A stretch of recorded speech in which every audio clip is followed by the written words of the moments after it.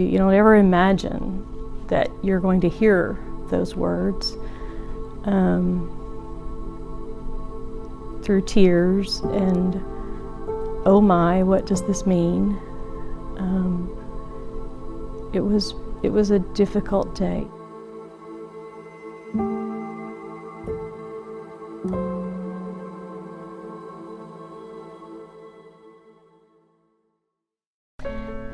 My name is Lorraine Craigen, and I am a breast cancer survivor.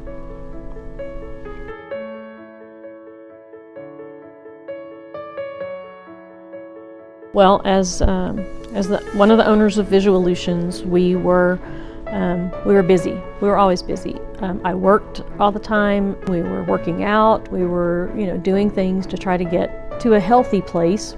But we didn't quite know I was at an unhealthy place either. My journey started in September of 2016 when, that day when you just get that call from the doctor that says, you need to come in because I need to talk to you. And you knew you were waiting on results for tests that had already been done. And that's never a good indication. So the first one who delivered that information to me was my gynecologist, because she's the one that had found this suspicious form that she had felt. And so she's the one that got to deliver the news that said that it had come back positive for cancer. So that day was a challenging one because you're just not what you're expecting. Of course, there were a ton of questions at that point because you don't know what that means. You don't know how big or little or far or long it is. I mean, just all the things, because when somebody says you have breast cancer, then they say, well, what stage is it? What does that mean for you? And on that initial day, you don't know any of those things.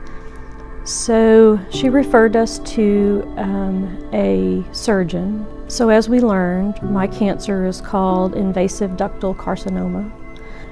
But they thought the cancer was small when they first found it. They thought, we'll go in, we'll just do a lumpectomy, take it out, it's little, you probably won't have to have chemo, we'll do some radiation just to make sure it'll be fine and easy. But it didn't work out that way. My tumor, as you would call it, although it wasn't a very pretty ball or mass like most people think about when you have cancer. Oh, it's like this. No, mine wasn't. They called mine lobular. And one doctor that we talked to referred to it as like weeds, that it was just very branch outy. And so it wasn't real formed, but it was over 6 centimeters. So at that point, they call it a large tumor. At that point, chemo was no longer an option, but a mandatory part of my treatment. And I didn't really want to do that. Late October, we started my chemo journey.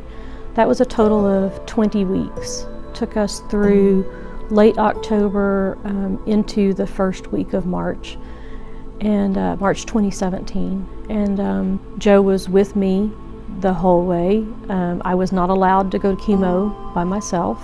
He is the one who primarily went with me. If he was out of town once or twice, then Becca would go, our daughter, or my brother Greg went with me one day when there were just other things going on. So I never went by myself. I never felt alone in the journey. Chemo does what you had not really wanted to do. Probably one of the harder days was when you lose your hair. And I did. We tried to plan that one. My niece was getting married, and I didn't want her wedding pictures to have me without any hair. So she got married just not quite 2 weeks after I started my first treatment. And they told me that the hair loss, because of the drugs that I was taking, would happen between day 14 and day 19. And they were pretty much on target.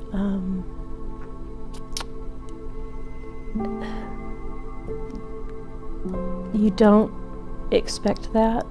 That's a a shock to see yourself like that. And so we went through chemo.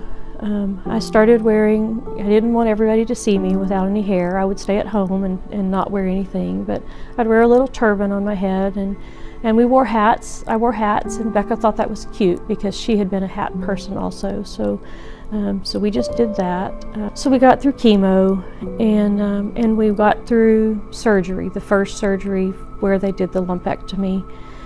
And you're just hoping and praying that, okay, we got it all and we're good. We're going to just go on from here. But that wasn't the case. The pathology reports that came back for the tissue that was tested indicated no clear margins at all, not anywhere, for the sections that they had taken out. So we moved from breast conservation mode to we don't have a choice at this point but to do a mastectomy, to do a total removal. But Dr. Sutton had agreed that before we did that, months before, that we needed to take a trip. And so we had planned a trip to Hawaii, and we did that. We went, we had time there. At this point, we're in the middle of May or so for 17, and my hair started to grow back a little bit.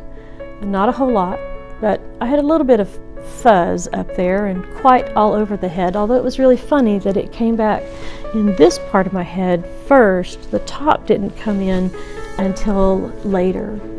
But we decided when I got to Hawaii that I would just get rid of the caps and my hats, and it's like, it just is what it is. And so we came home from there late May, and I haven't put a cap back on.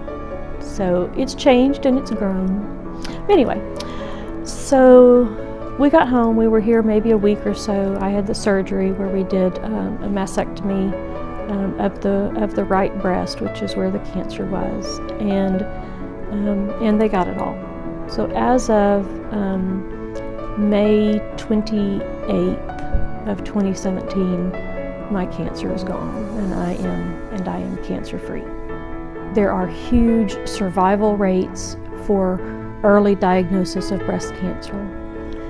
So you need to cry, and you need to work through the emotional part of, I really don't want to do this. There were a lot of times I said that.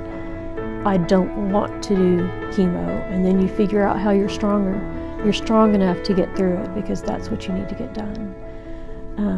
Because you can survive. Breast cancer has a huge survival rate for it through the treatments that they know work, and further treatments that are being researched to make things be different. It can be beat, and you need to just stand strong for knowing that and fighting your way through that.